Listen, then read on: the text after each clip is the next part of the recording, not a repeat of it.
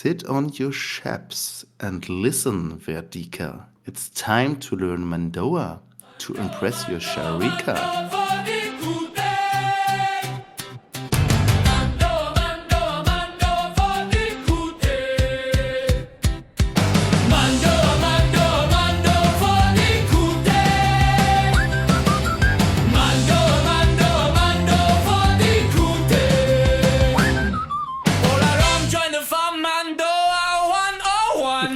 With that, welcome to our very first episode. Mando'a for die Gute. I'm Velin. Hi, I'm An'u Velin. And so what are we going to be doing here? So I think first things first, it's time to explain a little bit about what Mando'a is and why it is for dummies in that case. An'u and me are both members of a Mandalorian costuming group, the Mando'mercs. So we met on several conventions and other pop culture events. And obviously, because we're both cosplaying Mandalorians, we are fans of the culture and everything surrounding it. So, but language-wise, I'm a bloody beginner, and An'u focused on that way more than me, as he can explain better than I can. Sure, yeah. So, I am An'u Velin, and I have been studying and working with Mando'a for nearly 10 years now. I think January 2016 is when I started dabbling in it. For about the same amount of time, I've been a linguist by hobby, not by profession. I'm one of the contributors behind the Mando'a expansion project, which is hosted on mandocreator.com, where we have our latest and most up-to-date version of the Mando'a dictionary. Like I said, I'm a hobbyist linguist, so I enjoy the process of how languages work and language creation, and I've really spent a lot of my time focused on conlangs, as they're called, constructed languages, of which Mando'a is one. I just noticed that I jumped a point that I wanted to make again. So just in case someone is not aware, we are speaking of the Star Wars universe here. Mandalorians, as in the Mandalorian bounty hunters / warriors, like Boba Fett, Jango Fett, the Mandalorian. So just that we have everyone on board here. That's whatever reason clicked on that episode without having anything to do with Mandalorians, what I can't believe, but you never know. So, so there's that. Let's just try to dissect our little intro sentence from this episode. And why you don't go in depth with us what that all means and why I put it in there. Yep. So sit on your Shebs. That would be the first Mando'a word in the sentence. And I think pretty much everybody can probably figure out what Shebs means here. Yeah, sit on your bottom, sit on your butt, and it's time to listen. Of course, Mando'a, as with all languages, when you're talking about funny body parts, has a lot of fun ways to invoke the word Shebs here. One of my favorites is Mirshmure'cya, which combines the words for brain and butt to, as you might expect, mean smartass. What describes me actually perfectly. But I digress. Continue. Yep. So sit on your Shebs, Verd'ika. And now we're talking to everybody here, so technically speaking, you would want to say Verd'ika se. Verd'ika se. That would be the plural of Verd'ika. But when I can actually clear up for a second, I was actually envisioning it correct here for once. I was thinking of speaking to one single like person Right, yeah. sitting in front of me. So yeah. Imagine the situation where you've got your Bajur, your parent Mandalorian, who is sitting there Ika, their child, down to instruct them with some Mando'a. So yeah, in this case, Verd'ika is you have that Ika at the end there, and that's an important little modifier, a little suffix in Mando'a that is the diminutive modifier, the diminutive suffix, as it's officially technically known as. Kind of cutesy, makes it like it's like the "chen" suffix in German, or like the adding a "y" onto the end of a name in English, where you've got dad, but then you've got daddy, and it's a little cutesier. It's that little cutesy sound that it adds to it. And so Verd is the word for warrior. Verd'ika is little warrior, a little cutesy warrior. It could also be referring to like a green recruit, the first rank in a military structure, someone that's fresh out of boot camp. Verd'ika. Exactly. It can also be used as a kind of a little jab at your buddies, of course. So sit on your Shebs, Verd'ika, listen. Time to learn Mando'a and press your Cyar'ika. Okay. So Cyar'ika again has this little ika suffix, which we've already been over, and it in this case is attached to the word Cyare, which is beloved or loved one. And so if you have Cyar'ika, then you're talking about, you know, darling or sweetheart. It's the cutesy form of your beloved one, Cyar'ika. Right. Yeah, that's in that case your first vocabulary, everyone. So we're gonna try and remember to write down every week's new vocabulary in the description. But as Anu already said, there is definitely a big benefit in using the Mando'a dictionary on the Mando Creator website. We're also gonna link that below in the description. So, but just Yeah. for reference now, Mandocreator.com/tools/dictionary. There's a whole bunch yeah, of cool little tools and resources there for learning the language or for designing your Beskar'gam, your Mandalorian armor, if that's what you want to do. So there's a lot of cool features on the site, and the dictionary is one of them, and that is where all of the new terms and words that we coin as part of the expansion project get added. yay. So just good point at this point, is just in case anyone did not notice. Yeah, I'm not a native English speaker, so sometimes words just leave me. So let's talk a little about where one can find Mando'a or might stumble across. So Sure, yeah. yeah, I myself, as you know, try to get the lyrics for all the Mando'a songs that there are remembered, but that's not necessarily the best way we noticed. At least if we're like speaking about the Vodan. Yeah.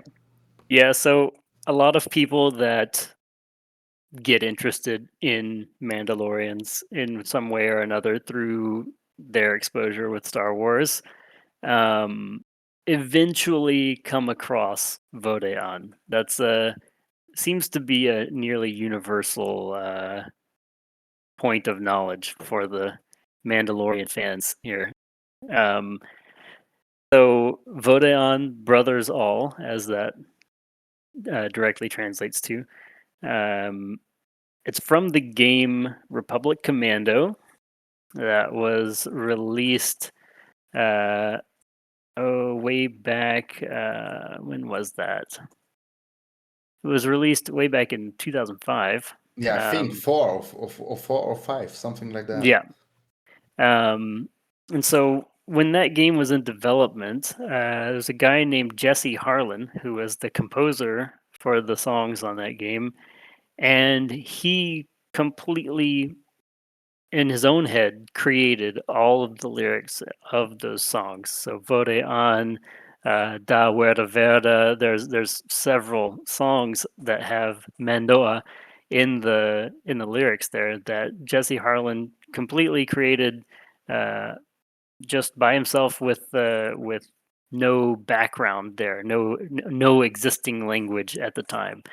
Um, I think he did have actually a little bit of help from a couple other linguists that he bounced some ideas off of, but ultimately, Mando'a didn't exist until those songs were created. And from that, that was handed over eventually to Karen Travis, the author behind the Republic Commando novels. And Karen expanded on the language based on Jesse's original work there. And so when you go back and look at the lyrics of these songs, Jesse did a really good job of making sure that the meanings were consistent within the songs, and he wasn't just saying this word meant one thing here and then it means something else some in another part of the song. He did a great job of keeping that consistent. And so for the most part it works. However, because there was a lot of additional work done on it after the fact, and because there was really nothing to base it off of at the beginning there, it doesn't directly match up with where Mando'a ended up after Karen Travis was through working on it and after it has been further expanded by us today. So if you're taking a look at the Mando'a dictionary and you try to match it up word for word with these songs, you're going to find that it doesn't quite work. And so at this point, we just chalk it up to it's an ancient song. And so there's been some linguistic drift over the years. Some meanings have changed. Some pronunciations have, squished together over time. And yeah. Cometh and see it. Yeah. And So like that, yeah, basically. and of course, there's also artistic license when it comes to songs and poetry. Grammar and words aren't always 100% one to one. So there you go. Easy to hand wave that away.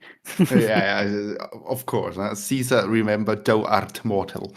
Yeah, right. So yeah, something like that. Yeah, Yeah, I mean that is it would be explainable like in universe at least. So exactly. I can see that. So the one I absolutely got stuck with or got stuck at, however you want to phrase it. Anu knows about that because I was like going on his nerves the whole weekend when we going to the sci-fi treffen in like the sci-fi convention in Speyer, Germany this Yeah. year. So that's the Nazad Gurmi, and that's Hmm. actually a pretty fun one. Yeah. So and if I'm not mistaken, that all works with the actual like current version of Mando'a. Sure. Yeah. Yeah. It does work. Of course, translating it into English, you have to kind of infer some extra words that aren't there in the song, but yeah, it works well enough that you could pretty much assume that that's what it means. So that one's lyrics are basically Nazad Gurmi, Nazad Gurmi, Nazad Gurmi, Minulu, Mimandoade, Kandoziade, Temandayaim, Mandoade. So I don't know if I actually butchered this, but Anu Pretty can close. tell you. Yeah, not too bad. You've been practicing, I can tell. Yeah. So the of course Wikipedia, everyone's favorite Star Wars information site, there has the translation, and I would say that the translation they have listed there is pretty accurate. Essentially, no one likes us, no one likes us, no one likes us. We don't care. We are Mandos. the elite boys, Mando boys from Mandalore. Now, of course, Mando'a doesn't actually differentiate between male and female in its pronouns or anything. It doesn't have anything to say that you're Mando boys. It's just children of Mandalore is essentially what it actually says in Mando'a there. And yeah, that's directly pretty much 1-to-1 taken from a British Football Association chant, which goes back again to Karen Travis because she is British. So she drew on a lot of her lived experience for the things that she wrote and added to Mando'a and the Mandalorian culture. But yeah, so that one's from Millwall FC, I believe. The "No one likes us, we don't care" chant. Yeah, like Just a fun little piece of trivia there. Like Elijah Wood's character in the Green Street Elite would say, like middle class football, first class hooligan firm. So yeah, there it you go. also kind of fits with the whole Mandalorian Exactly. theme, so to say. And that So like song brawling really football does fans. right, exactly. That song really is a good choice, I feel like, for Mando'a because it really does fit the Mandalorian mindset pretty Yeah. well. Yeah. There's actually quite a little fun fact with how that song was woven into the lore.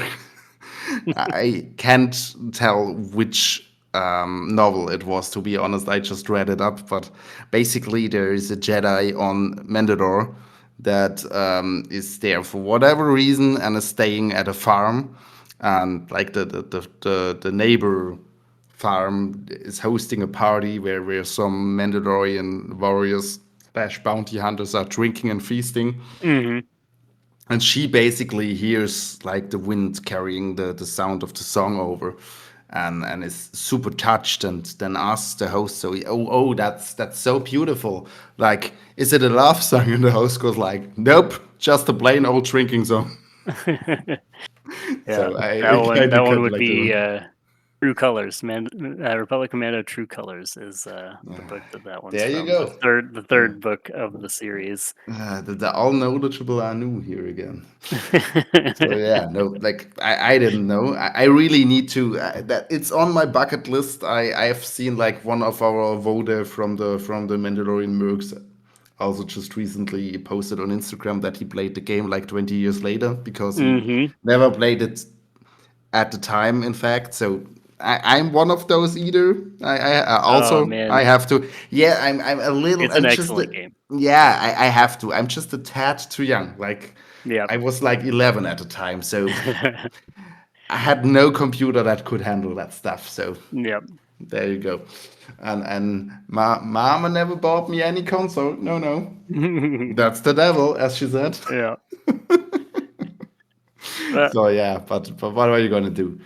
yeah. So So other places, I guess, since maybe Republic Commando for some yeah, of us yeah. wasn't where we first encountered Mando'a.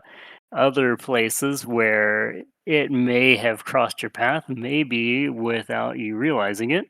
Um, it shows up, unfortunately, very, very, very briefly, and only a very little bit in Star Wars Rebels. Um, I believe it is Sabine that horribly butchers the pronunciation, but says a couple of things when she's trying to land at some Mandalorian-controlled base. There is also a very brief counting to 4 in Mando'a in The Mandalorian season 3 when he's going through the little bit of hand-to-hand combat training where the armorer is trying to teach him how to use the darksaber. And when she's doing these form drills, she's counting to 4 in Mando'a. There is also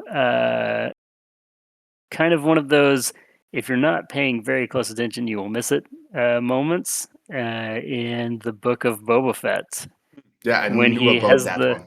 Yeah, when he has the flashback where he is seeing the remains of the Sand People village after they've been all ransacked and murdered by the swoop gang or whatever.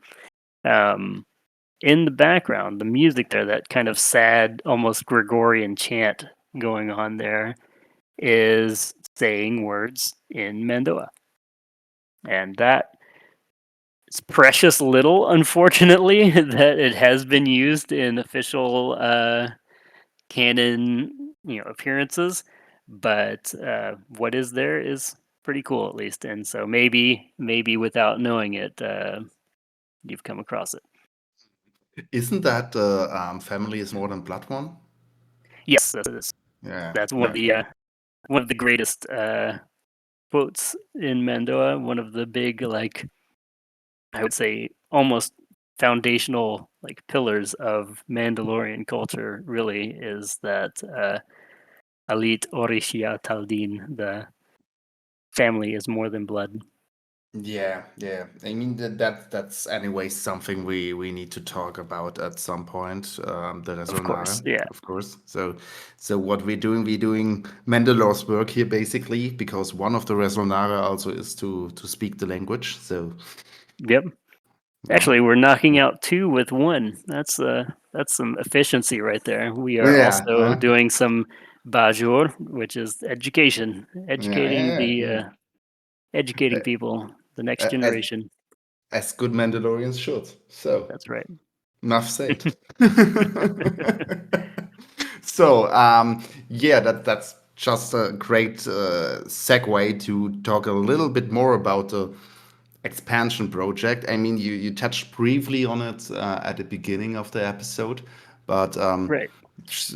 maybe you want to speak a little bit of what's the overall goal of the project and where it's Sure. at right Yeah. now. Yeah. So it started, I think, about 5 years ago, if my memory serves correctly on the timeline there. Um, where we had just a quick little overview of the history of it.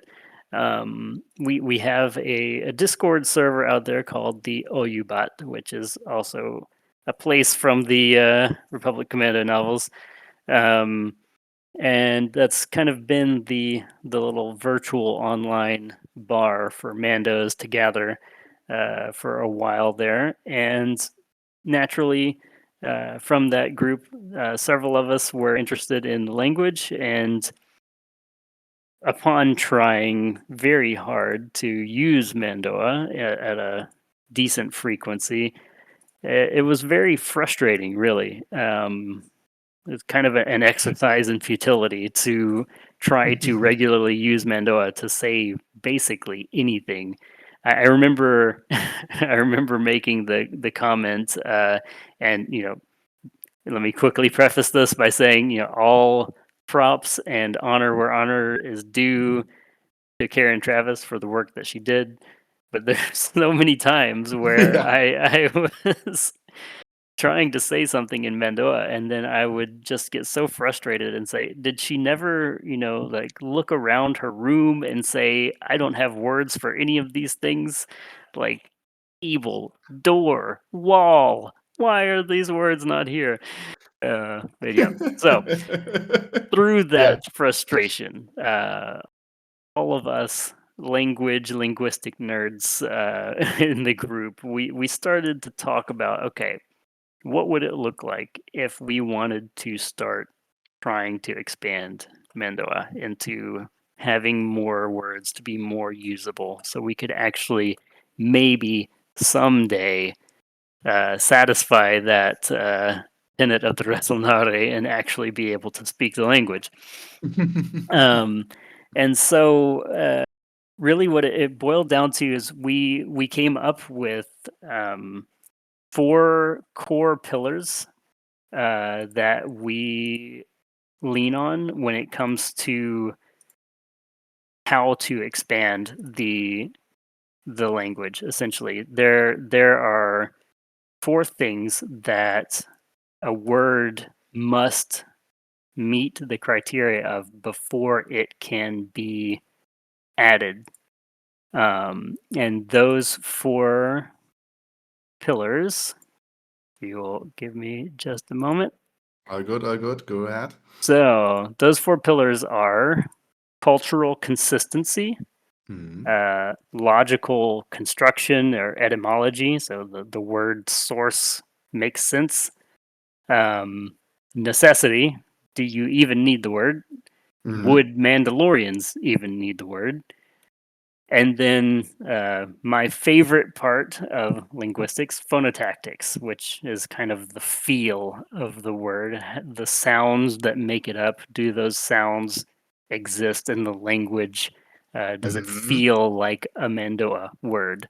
And so with those 4 pillars, we get to work on finding the gaps and trying to expand them in a way that's both faithful to Karen Travis's original work, so that we're not just throwing words in there willy-nilly. We're not just picking up an English word and adding an apostrophe in there and saying it's Mando'a. So we it's taken a while. Like I said, we've been at it for 5 years, and I think we've maybe added probably close to 200, 300 words or something like that in that time. So not a whole lot of words per year progress there, but it is indeed progress. And we filled a lot of gaps there. And I'm really proud of the work that we've done with how we have stayed true, I feel at least, to what already exists and what the Mandalorian culture as a whole would make sense, to have. That first pillar there, the cultural consistency. That's something that was ultimately the deciding factor for who got to be on the team for this project, because culture and language they're completely intertwined. You can't have one without the other. And so by definition, yeah. Yeah, Makes sense. exactly. And so having people trying to add words to the language that have no idea what Mandalorian culture is about or what it means or what Mandalorians, the way they think. Yes, I understand that it is a fictional people group, but at the same time, we get a glimpse into that culture through the Republic Commando books, through the Mandalorian, through the different lenses that we have from the canon and expanded universe content that's been written out there. We have some glimpses into that culture, and so everyone on the team has a pretty intimate knowledge of what that culture is about, and many of us try to live it out actually in our day-to-day lives, which is maybe a little extreme for some people. But the coolest thing about the Mandalorian culture, in my mind, is that there's nothing really fantasy about it. It's Yeah, not really. perfectly Yeah. doable in real life. You don't have to have the Force. You don't have to have lightsabers.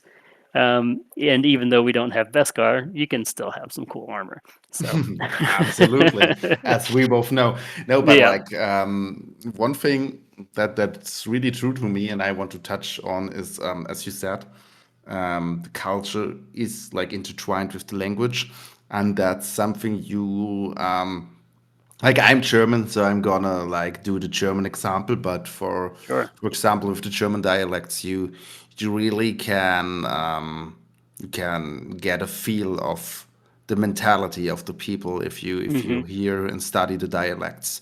So that makes absolute sense to me, and also that's something that makes Mando'a so fun for me personally, is that you have if you have literal translations, that is, you have sayings that absolutely only make sense in that kind of a warrior culture, but that make perfect sense in that specific setting.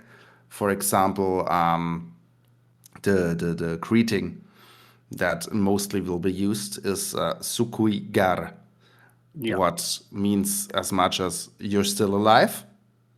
Yep. So I mean, yeah, if you never know if you will meet your friend, your guy, your neighbor, whatever again, that makes perfect sense. That might sound extreme for us that live in a mostly peaceful world. But yeah, that's also what you just said with living like as a quote unquote Mandalorian. It's just, in my experience or in my opinion, is just being pragmatic and realistic with how Pretty the much, world yeah. is, Yep. how the outcome of things can or will be, and what to do about it. Yeah. So Making sure you're prepared yeah, and exactly. making sure that you're able to, respond appropriately to any kind of situation that might happen around you, and then taking the practical steps to, you know, Yeah, just to do that. That's pretty much it. In it a is what nutshell. it is. There's more to it, sure, but that's about the gist of it. Yeah, I mean, yeah, but also that's something we can like spoil right here now. So this is something that will also be a part of the podcast necessarily, because how Anu said, like the language reflects the culture and the culture reflects the language. That's right. So we will talk about that from time to time, and also that is what makes it so fun on the other side, because it's a Yeah. very pragmatic language. Prepare to witness that everything that can be shortened will be shortened. Yes. Yes. If you can understand it without using that extra word, then that extra word will not be added. Yeah, As so the famous quote from The Office, why use many word when few word do trick? yeah, but exactly, that's absolutely it. Yeah, so yeah, I'm looking forward to that, and also to just circle back real quick to the whole Karen Travis and having worked things out and not worked out and like inconsistency thing. Yeah, I mean, you're on this for so much longer than me. Even I, with like the little things I looked up, I was really struggling with that, and even Hmm. with the more words you guys provided, like Yeah. Yeah, there's still a lot of gaps, unfortunately. that's how I myself like was confused with the Vode, for example. Like, Hmm. okay, it's written karta. Where does the karota in the word? Like, where's the row coming from? So Yeah. stop, get some help. Like, what is going on? No, Yeah. but that's also kind of how we got the idea of this, because I'm also like a person that's super interested in language itself. Hmm. I was like asking Anu like at least what felt like 1,000 questions a day, and I was like, yeah, okay, might also like make a format out of it. So Right, there's exactly. that. Yeah. So before we go off and squander too long here, let's get back on track. So one thing we want to do with all of this is we will have a word of the week. That will be normally a word that is either of specific interest or special interest, or is just funny or odd in itself. Of the week this week is die Kut. Dekut. Yeah. Yeah. Close enough. I'm still trying. What an appropriate way to introduce that word.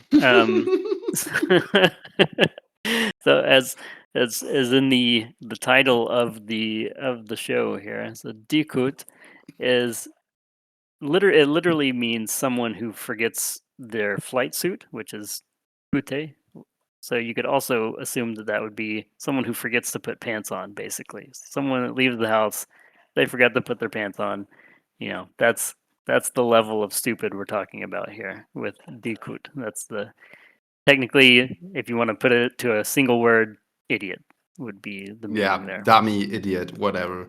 So Right. that's why I figured it would work for Mando'a for dummies, Of Mando'a for course. Yeah. Dikute. So um, I guess we're gonna stick with for dummies that anyone can understand what's going on, but like the subtitle is Mando'a for Dikutla, Hmm. Mando'a for useless, Yep. basically. For the Um, dumb. yeah. So yeah, but like that just beautifully like illustrates how like pragmatic. So in Mando'a you have almost no or maybe there is even no like insults or swear words that go either on the gender of the addressants or the heritage or how would you say where they come from. uh, yeah, I get what you're saying. Where like you have bastard or something like that, where technically that relates to your parentage, that sort of thing. And yeah, and that. Of course, curse words are also deeply cultural in a lot of ways, and yeah. So when you're talking about insults and things like that, usually it refers to the in Mando'a. It usually refers to the practical qualities of the person themselves, and yeah, that's so. Dikut is if you're too stupid to remember to put on your pants, then yeah, you're gonna get called an idiot. It kind of makes sense. Yeah, absolutely. But still, there's not like your mother is a, you know Yeah, what, right. Yeah, so no, that's just not a thing, and that's something yeah. that's super interesting. Insulting a Mandalorian's buir, their parent figure, would probably be grounds for you're about to have a fight to the death here. Yeah, you at least would earn yourself a keldabe kiss, that's for sure. Oh yeah, absolutely.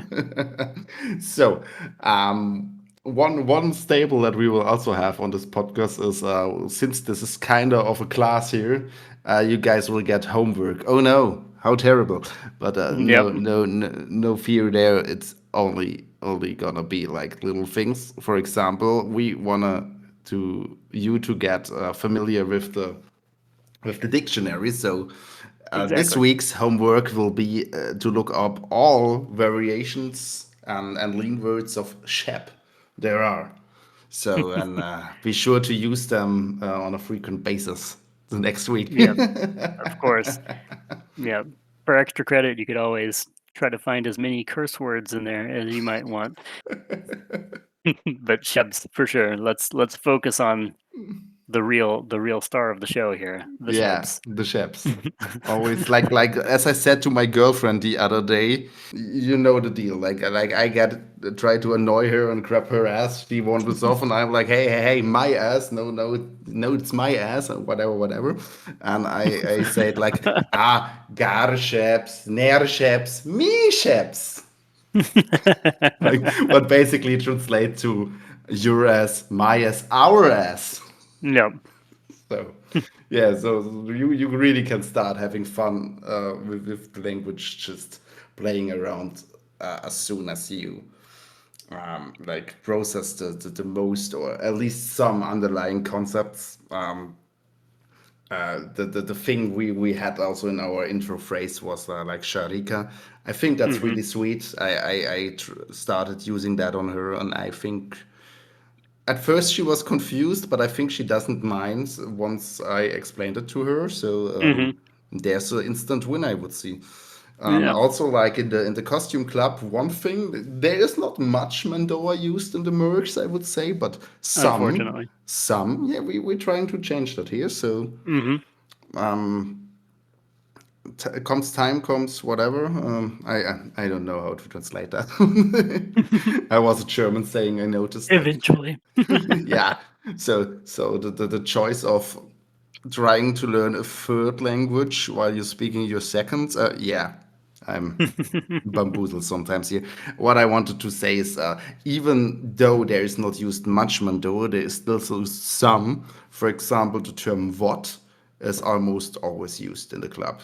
So, and I guess that can be one of our last vocabularies today, without drawing that out too long. "What" Vode, yeah. is basically like a comrade, a brother in arms, Hmm. or did I mess up there? Basically, yep. Yeah, that's pretty accurate. And it can be biological, and it might not be, because, as we already said, Aliit Ori'shya Taldin. Family is more than blood. Okay, so the next episode, whatever comes first, will be about the Mandalorian culture in general, go a little more in depth there. Maybe also what we have like lore-wise for the culture, and what we also touched on, the Resol'nare, the 6 actions of the Mandalorians. So, Yeah, absolutely. Andy, you wanna bring us out here? Yep. So I guess this is where we will say "Returche mi." Maybe we will meet again. Yeah, that's what that means. So until then. Take care, guys. See ya.